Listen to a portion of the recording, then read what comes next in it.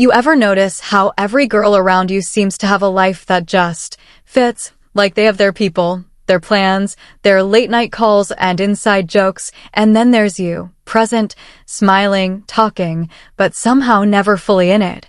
Like you're there but not really chosen, and that quiet thought keeps coming back. Why does it feel like every girl belongs somewhere except me?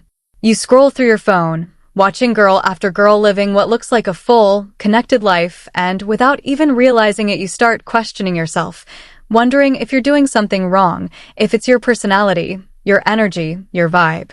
Because on paper, everything seems fine. You have contacts, conversations, people you can text, but when it actually matters, there's no one who truly gets you, and that kind of loneliness is different. It's not loud, it's not obvious, it's silent, heavy, and confusing. The kind where you're surrounded by people yet still feel emotionally disconnected.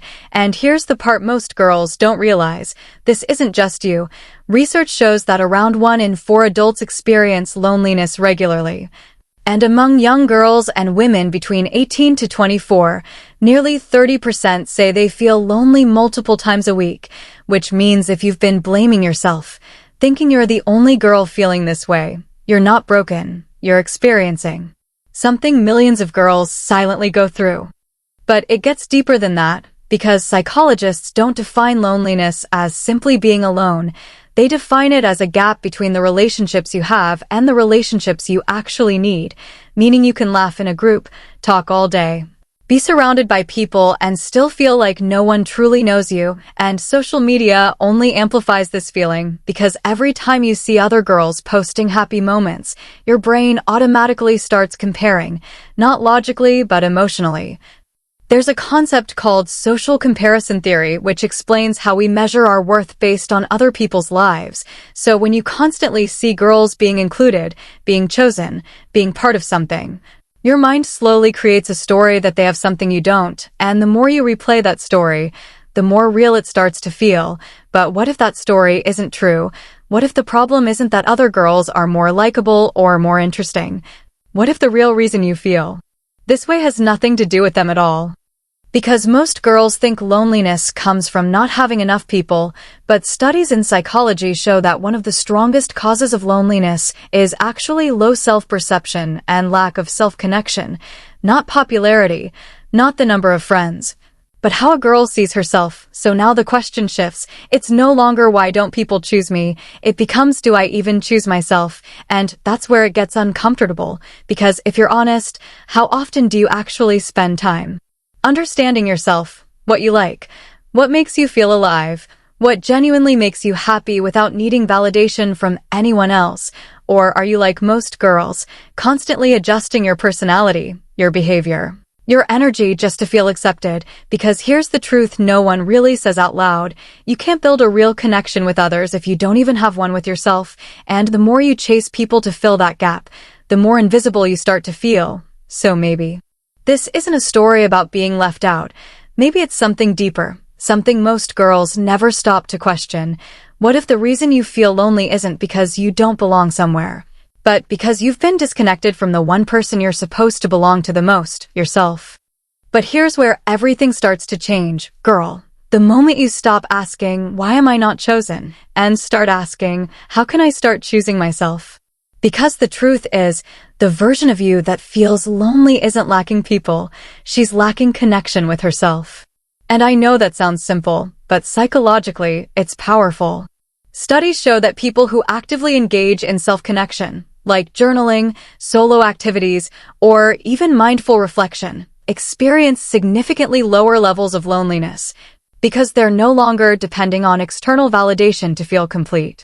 So instead of waiting for someone to invite you out, text you first, or include you in their plans, what if you became the girl who creates her own plans? The girl who takes herself out, who explores what she likes, who builds a life that feels good even when no one is watching. And ask yourself this: if you truly enjoyed your own company, would loneliness even feel the same? Now, this doesn't mean you stop wanting people, because as humans, connection is a real psychological need, but there's a difference between wanting connection and depending on it to feel worthy. And most girls confuse the two. They think, if I had better friends, I'd feel better, or if more people liked me, I'd be happier. But research in behavioral psychology shows that chasing approval actually increases anxiety and emotional dependence. So instead of attracting genuine connections, you end up performing, overthinking, and slowly losing your real self in the process. And then you wonder why nothing feels real. So let me ask you something, girl. Are you trying to be liked, or are you trying to be understood? Because the moment you shift from performing to being authentic, everything changes. You stop exhausting yourself trying to fit in, and you start attracting people who actually resonate with who you are. And then comes the part most girls avoid, taking action. Because it's easier to sit in your room, overthink, and assume people don't care than it is to risk rejection. But here's something most people don't realize: your brain is wired to exaggerate social threats. It's called a cognitive distortion, where you assume the worst-case scenario, like, they won't reply, or they'll think I'm annoying, even when there's no real evidence. In reality, studies show that most people are far more open to connection than we think. They're just waiting for someone else to make the first move. So imagine this. What if the girl you're scared to text is also sitting there thinking no one wants to talk to her? What if the connection you're craving is just one brave action away? Because connection doesn't start with being chosen. It starts with someone being brave enough to go first. So why not let that be you? And finally, girl, here's the shift that changes everything: finding something bigger than people to focus on. Because when your entire emotional world revolves around who texts you, who includes you, or who notices you, you give away your power without even realizing it. But the moment you find purpose, something that excites you, challenges you, gives you a reason to wake up, you naturally stop obsessing over who's thinking about you. Neurologically, purpose-driven activities activate reward systems in your brain, increasing dopamine and reducing feelings of emptiness. That's why people who are deeply engaged in something they love often feel less lonely, even if they're physically alone. So ask yourself, girl, what is something you've been putting off? Something you've been waiting to start until you feel ready or supported. Because maybe you don't need more people right now, maybe you need more purpose. And the moment you start building a life that feels meaningful to you, you won't just stop feeling lonely. You'll become the kind of girl that others naturally want to be a part of. Because something shifts quietly. You stop checking your phone every few minutes and start getting lost in your own world. You walk into places not hoping someone notices you, but feeling grounded in who you are. And funny enough, that's when people start noticing.